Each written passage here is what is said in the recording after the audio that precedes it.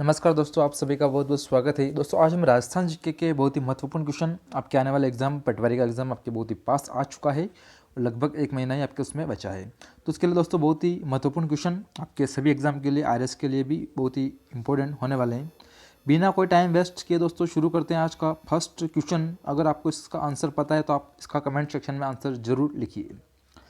First question है, शिल्प शास्त्री मंडन का लिखित ग्रंथ कौन सा नहीं है। बहुत ही महत्वपूर्ण क्वेश्चन है दोस्तों। राजस्थान पटवारी की तैयारी कर रहे हो, एसआई की, आरएस की, सभी कंपटीशन एग्जाम के लिए बहुत ही महत्वपूर्ण क्वेश्चन आपसे पूछा गया है। अगर आपको इसका आंसर पता है तो जल्द से जल्द कमेंट सेक्शन में इसका आंसर जल्दी से लिखिए। तो शिल्प शास्त्री मंडन की बात कही गई है कि इनके द्वारा कौन सा ग्रंथ लिखित नहीं है। तो दोस्तों इनकी बात करें तो मंडन की बात करें तो महाराणा कुंभा का जो प्रमुख सूत्रधार था वो थे मंडन, और इनके जो ग्रंथ है वो है प्रसाद मंडन, रूप मंडन, वास्तु सार मंडन। दोस्तों यहाँ पर वास्तु सार मंडन है। और जो आपसे पूछा गया है कौन सा ग्रंथ नहीं है तो वो है दोस्तों कला मंडन। तो आपका राइट हो जाएगा ऑप्शन नंबर डी। और दोस्तों बात करें दोस्तों मंडन के द्वारा जो रचित ग्रंथों की जो रचना है वो कौन कौन से मंडन के द्वारा जो रचित ग्रंथ है उनकी रचना की बात करें तो आपको महत्वपूर्ण जो ध्यान रखना है, देवता मूर्ति प्रकरण, प्रसाद मंडन, राजवल्लभ वास्तुशास्त्र,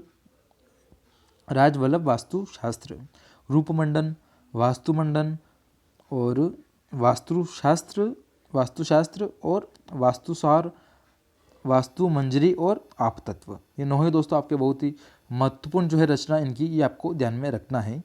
और बढ़ते हैं दोस्तों इसी के साथ अगले क्वेश्चन की तरफ। निम्न में से कौन सा दुर्ग व्हेल मछली के आकार में बना हुआ है। दोस्तों अगर आपको इसका आंसर पता है तो कमेंट सेक्शन में जल्दी से लिखिए कौन सा जो दुर्ग है वो व्हेल मछली के आकार में बना हुआ है। तो आपका जो राइट आंसर है दोस्तों ऑप्शन नंबर डी, चित्तौड़गढ़ का जो दुर्ग है जो कि चित्रकूट पहाड़ी पर बना हुआ है, जिसको राजस्थान का गिरि दुर्ग भी कहा जाता है। और इसके निर्माण की बात करें तो चित्रांगद मौर्य के द्वारा इसका निर्माण करवाया गया था। अधिकांश निर्माण की बात करें दोस्तों तो इसका जो अधिकांश जो निर्माण है वो कुंभा के द्वारा करवाया गया है। और राजस्थान का गौरव इसको कहा जाता है। चित्तौड़गढ़ दुर्ग को राजस्थान का गौरव कहा जाता है, एग्जाम के अंदर पूछा जा चुका है। राजस्थान का दक्षिणी पूर्वी द्वार किसे कहा जाता है तो वो भी दोस्तों चित्तौड़गढ़ दुर्ग को कहा जाता है। और महत्वपूर्ण जो कि आपसे यहाँ पे क्वेश्चन में पूछा गया है, व्हेल मछली के आकार का कौन सा दुर्ग है तो चित्तौड़गढ़ दुर्ग है। पानी का किला भी इसको कहा जाता है क्योंकि यहाँ पर 84 जगह पानी की जो जगह है यहाँ पर। बढ़ते हैं दोस्तों अगले क्वेश्चन की तरफ। वह प्रथम राजपूत शासक जिसने अपने रणभूमि में दुर्ग के स्थान पर जंगल और पहाड़ी क्षेत्र को अधिक महत्व दिया। तो आपको बताना है कौन सा जो राजपूत शासक था जिसने रणभूमि में दुर्ग के स्थान पर जंगल और पहाड़ी को सर्वाधिक महत्व दिया था। तो आपका जो राइट होगा option number B, Rao Chandrasen आपका राइट होगा। अगला क्वेश्चन है, किस लोक देवता के पुजारी के वंश की संतान पैदा नहीं होती है।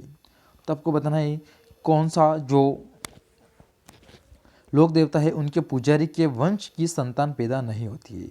रामदेव जी, हड़बू जी, मेहा जी और पाभू जी। तो आपका जो राइट आंसर है दोस्तों मेहा जी मांगलिया, ऑप्शन नंबर सी आपका राइट है। और मेहा जी मांगलिया के जो भोपे होते हैं उनकी वंश वृद्धि नहीं होती है। इनके मुख्य मंदिर की बात करें तो जोधपुर के पास में बापणी गांव है दोस्तों, जोधपुर के पास में बापणी गांव है जहाँ पर इनका मंदिर बना हुआ है, जो भी आपसे एग्जाम के अंदर पूछा जा सकता है। ठीक है दोस्तों, बढ़ते हैं अगले क्वेश्चन की तरफ। कौन सी देवी शाप विमोचन देवी के रूप में विख्यात है। तो आपका जो राइट आंसर होगा ऑप्शन नंबर डी, गायत्री माता। अगला क्वेश्चन है, राणा कुंभा मेवाड़ की गद्दी पर कब बैठा। तो आपको बताना है राणा कुंभा जो है मेवाड़ की गद्दी पर कब बैठा। तो आपका जो राइट आंसर है ऑप्शन नंबर बी,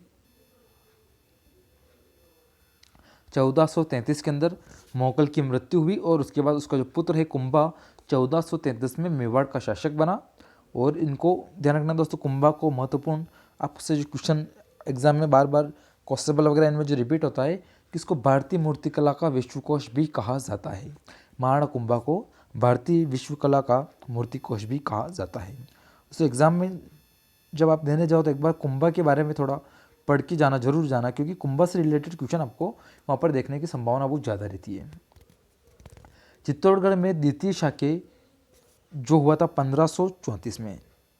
चित्तौड़गढ़ में द्वितीय शाक्य जो हुआ था आपके 1534 में, 1500 यहाँ पे लिख देता हूँ, 1534 में।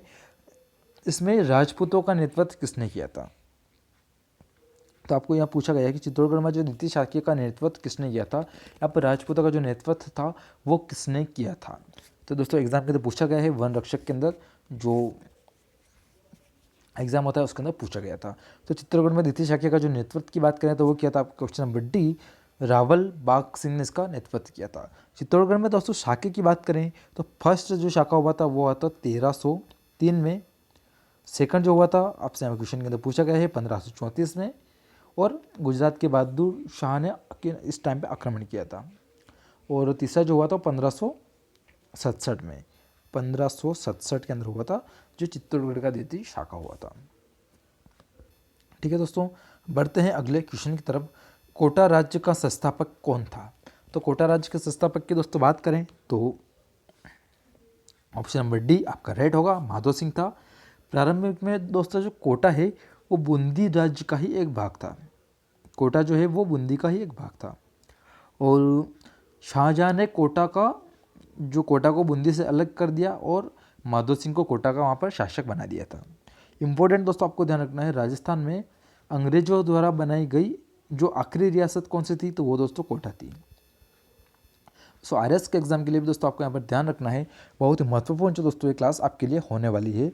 आप चाहे राजस्थान में कोई सा भी कॉम्पिटिशन एग्जाम की तैयारी कर रहे हो, आरएस, एसआई, पटवारी, पुलिस, एलडीसी, सभी के लिए बहुत ही महत्वपूर्ण दोस्तों होने वाला है। यहाँ पर जो क्वेश्चन है दोस्तों उससे जो रिलेटेड जो आपसे क्वेश्चन बनते हैं उसका भी यहाँ पर डिस्कस करने वाले हैं। तो दोस्तों अभी हमने बात की राजस्थान में अंग्रेजों द्वारा बनाई गई आखिरी रियासत कौन सी थी, तो वो भी दोस्तों आपके कोटा ही थी। और इसकी राजधानी की बात करें तो इसकी राजधानी थी झालरापाटन। ठीक है दोस्तों, अगला क्वेश्चन है दोस्तों, बुतहा किले के नाम से प्रसिद्ध है। तो कौन सा जो दोस्तों किला है वो बुतहा किले के नाम से प्रसिद्ध है और कहाँ पर स्थित है? लोहागढ़ दुर्ग, बयाना दुर्ग, भानगढ़ दुर्ग और कुंभलगढ़ दुर्ग। तो बुतहा किले के नाम से जो प्रसिद्ध है ऑप्शन नंबर सी, भानगढ़ दुर्ग आपका राइट होगा।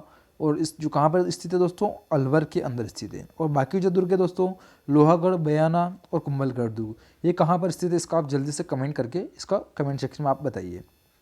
भानगढ़ दुर्ग दोस्तों अलवर के अंदर स्थित है और इसका जो निर्माण करवाया था वो करवाया था भगवान दास ने। भगवान दास ने इसका निर्माण कराया था, जिसको बुतहा किला कहा जाता है।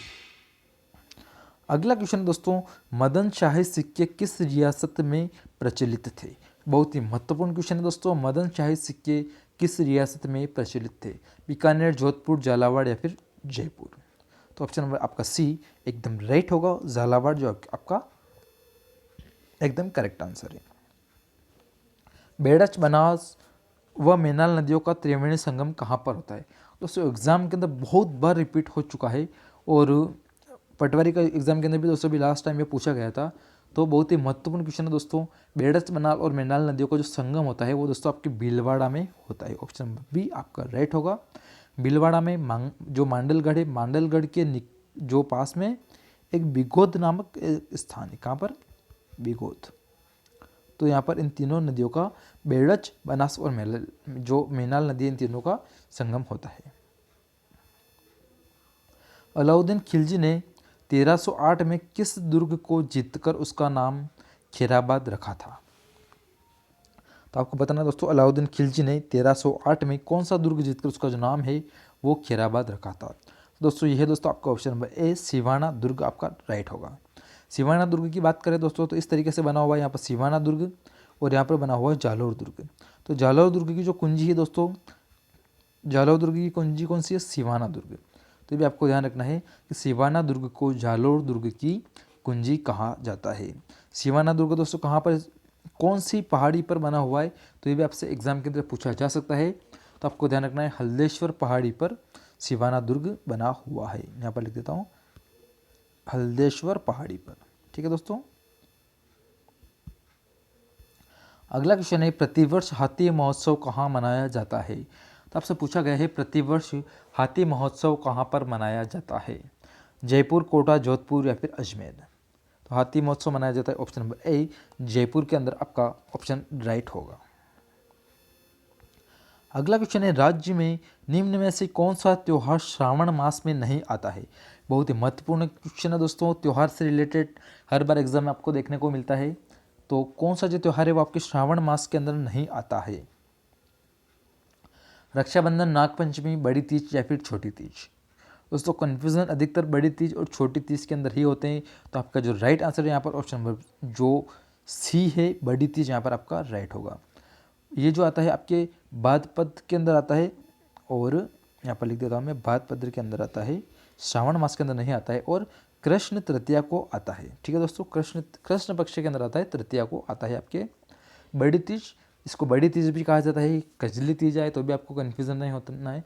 बड़ी तीज, कजली तीज और सातुड़ी तीज तीनों है इसी के ही नाम है। छोटी तीज की बात करें दोस्तों, तो छोटी तीज दोस्तों आपकी श्रावण मास में आती है और इससे त्योहारों का आगमन इसको माना जाता है। जयपुर के अंदर तीज माता की सवारी निकाली जाती है। कहाँ पर दोस्तों, जयपुर के अंदर किसकी, यहाँ पर लिख देता हूँ, तीज माता की सवारी यहाँ पर निकाली जाती है। बढ़ते हैं अगले क्वेश्चन की तरफ। अगला क्वेश्चन दोस्तों आपसे पूछा गया है, मेवाती बोली किस जिले में बोली जाती है। जयपुर, अलवर, कोटा या फिर सीकर। दोस्तों मेवाती बोली की बात करें तो अलवर, भरतपुर, धौलपुर, करौली, इन क्षेत्रों के अंदर मेवाती बोली जो है आपकी बोली जाती है। तो आपका राइट आंसर होगा दोस्तों यहाँ पर ऑप्शन नंबर बी, अलवर आपका राइट होगा। अगला क्वेश्चन है, भारतीय इतिहासकार ने हशमत वाला राजा किसे कहा था। तो आज का दोस्तों लास्ट क्वेश्चन है, अगर आपका इसका आंसर पता है तो कमेंट सेक्शन में जरूर लिखिए।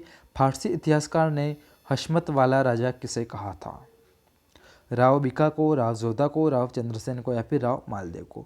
तो आपका राइट आंसर है option number D, Rao Maldev को जो है आपका यहाँ पर राइट आंसर है। राव मालदेव की दोस्तों पत्नी का जो नाम है वो है रानी उमादे, और जैसे रूठी रानी के नाम से भी आप जो बहुत बार क्वेश्चन पूछा जाता है रूठी रानी के नाम से, तो आपको ध्यान रखना है राव मालदेव की ही पत्नी है जिनका जो नाम है उमादे था। तो ये था दोस्तों आज का बहुत ही महत्वपूर्ण क्वेश्चन। धन्यवाद, जय हिंद, जय भारत।